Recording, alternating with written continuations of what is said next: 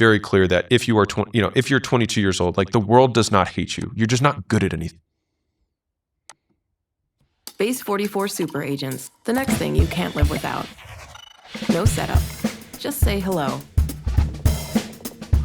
Every tool you already use, plugged in a click. That annoying feel-life balance is...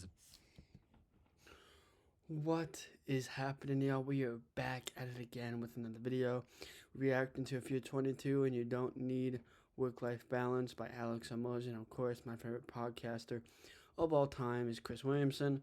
So, I always say this, and if Chris, Sam Ovens, Alex Hormozipart, or even Andrew Kirby are listening to this, hopefully they enjoy this video, and hopefully they can give me some good, vital feedback.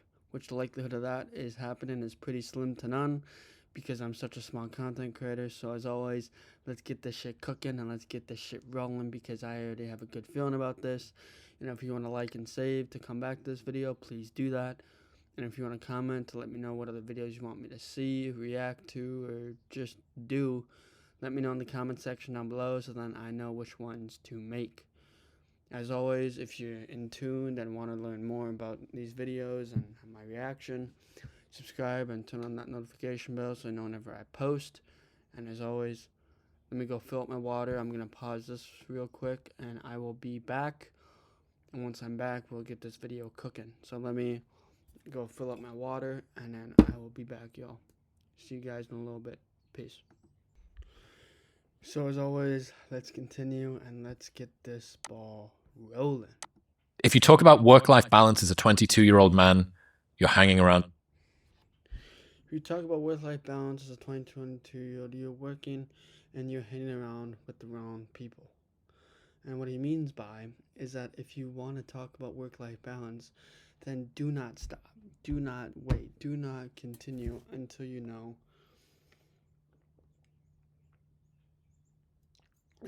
you are doing this on the right path. You are going, you are getting, you are wanting, you are believing, you are wanting to achieve, you want to become more, you want to grow, you want to learn. And most importantly, if you talk about that as a 22-year-old, then you may never know where this life will lead you to, which is why I will have late night thoughts. I will have sleepless nights until my business makes the amount of money that I want it to make. So if you're curious to learn more, take a look at my school. I have it in my bio of my YouTube description. So go take a look at that. If you're curious to learn more, I'm keeping it free for the next 2 months. And after, I won't be doing anymore. Which is why I'm not going to stop recording. I'm not going to wait. I'm not going to do anything because I know this is the best for me. So let's continue. With the wrong people. That annoying feeling when you realize you've outgrown your social circle isn't loneliness. It's your ambition finally speaking louder than your need to belong. It's your ambition finally speaking louder than you need to belong within this social group, this standard, this hierarchy, this whatever it is. It is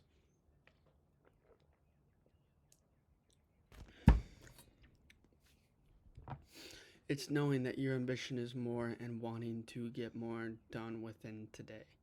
So not allowing other people to conform to your own standards of where you want to conform into, to knowing with what social group you want to be a part of and social hierarchy you want to be a part of. So let's continue.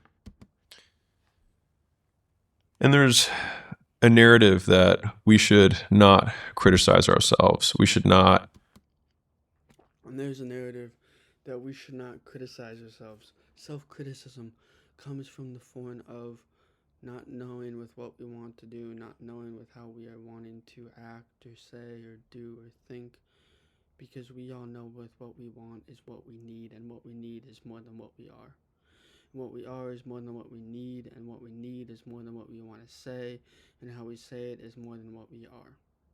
So don't allow other people to stop the criticism, stop the other thinking side of it, but don't allow other people to change because I'm going to work until my eyes bleed and until I pass out at my desk. That is when I stop working. So let's continue. Say the things that we could have done better. But I believe that that voice isn't an insecurity. I think it's a version that wants you to chase your potential. Here, I'm just going to delete some stuff from my files.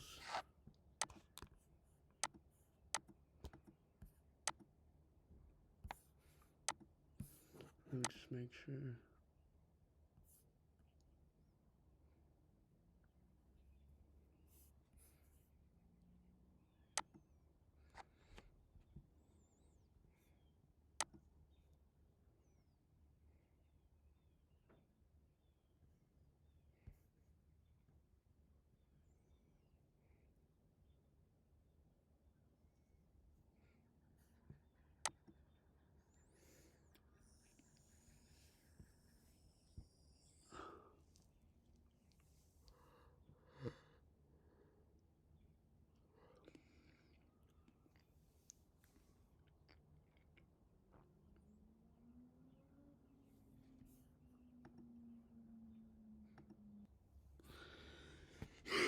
Excuse me. And what he means is that it's the version of you that wants to chase your potential because you know you're more, you know you want to achieve more, you know you want to get more. Which means when you chase your potential, you are everlasting. You can chase whatever the fuck you want to chase. And at the same time, we must know that we are trying to chase something within our goals, minds, whatever it is we're trying to chase. And when we chase our potential, and nothing will stop us until we get what we want. Alright, I'm sick of looking at myself right there.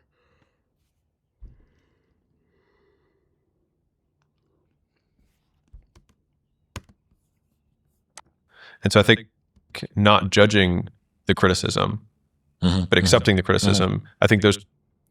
Not judging the criticism, but accepting the criticism for what it is, because that is their own opinion, that is their own biases, that's their own way of looking at things, that's their own way of seeing things. Which means don't wait. So the two separate... And don't separate those two, because these two are the most beneficial are criticism, habits, and beliefs. Things. And I think that's what unlocks the potential while making it somewhat palatable along the way. Yeah. Well, it's uncomfortable, right? You position an ideal. You compare yourself to that ideal. You find yourself lacking. There is pain in that. So you can either sit with the pain or you can judge the pain. You mentioned this earlier on. I call it second order emotions. Mark Manson calls them meta emotions. So feeling frustrated at your anxiousness, and then feeling bitter about your frustration at your anxiousness, and then feeling resentful about your bitterness at your frustration about your anxiousness. Feeling resentful about your bitterness and your frustrations about anxiousness, because we all feel anxious, we all feel bitter, we all feel frustrated within the goal of being resentful, of being within the bitterness of your frustrations and above your anxieties or anxiousness.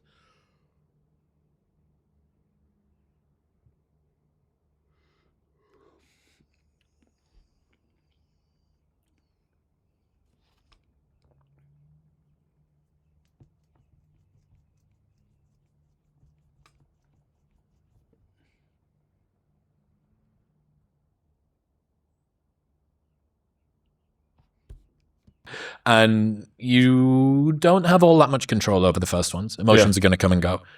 You have a lot of control over the ones that come after that. You have a lot of control to what comes after your emotions, your raw standards, your raw beads.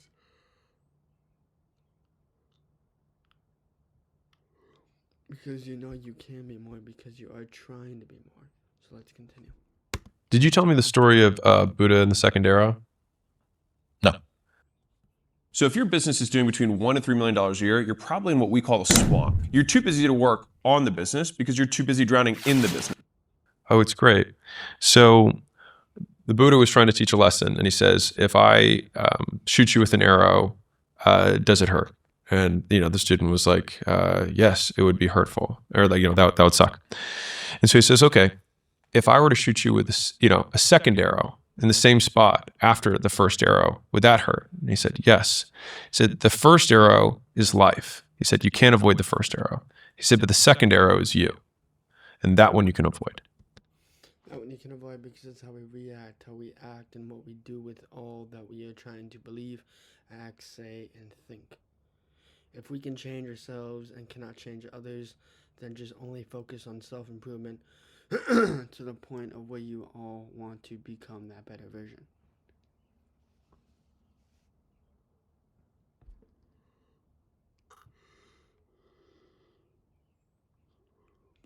And so suffering is a constant. That's a fixed cost of life. We're going to have downsides. We're going to have bad seasons, bad moments, bad days.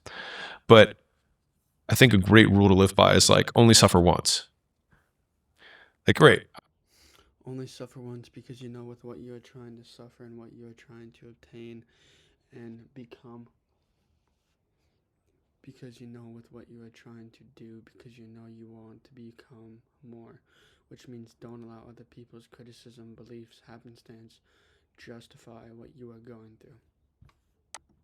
I mean, my God, I think if everyone only suffered once, like just because I like tiny little monikers that I can remind myself in the moment of, okay, this happened. I will only allow it. I will only suffer this one time. I will not relive this moment over and over again. I will not judge myself for not, behaving the way I would have liked to have behaved. I will not judge the version of me that I should have been at this moment, and around you It's go. like an infinite regress of self-castigation. Yeah. Right. And so it's like, I want memory dividends, not memory liabilities.